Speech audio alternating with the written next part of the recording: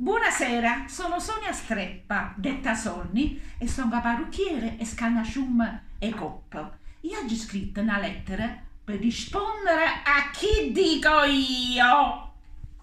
Io, con le mie stecciste, facemmo capire a tutte femmine, ma che le sotto non vengono.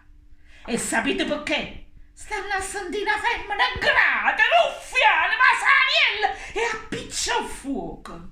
Noi e coppa siamo brava gente e non favozzone come dice a Ianare sotto. Noi non ci frusciamo, siamo paesane, che stiamo vero. Ma vi rispetto, piccine e pioviglie. Pure io sapevo che si volevano bene.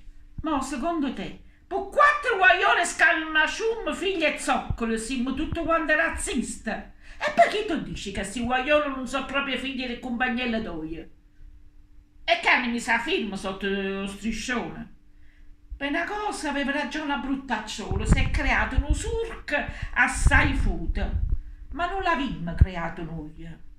Poi razzista e omofobitica non mi ci ha mai chiamato nessuno e tu lo sai, lo dico proprio a te.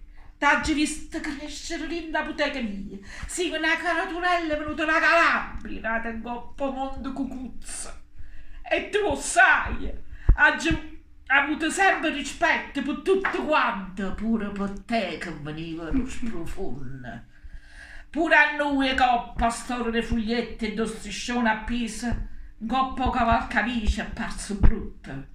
Ma poi chi ti ha autorizzato a dire che i cervi passano per tutto scannasciume coppe? E i cervi passano a dove la via per passare, ma che modo so chi sta?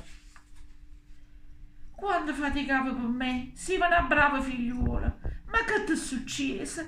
T'hai imparato a fare messa in piega permanente e mo tu trovato un capo sociale. Ma io a te t'hai capito?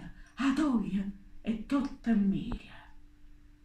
Come si dice? A cavallo e a stemmata e a luce opila. Parola di Sonia Streppa, detta Sonny, parrucchiere scannasciume coppe.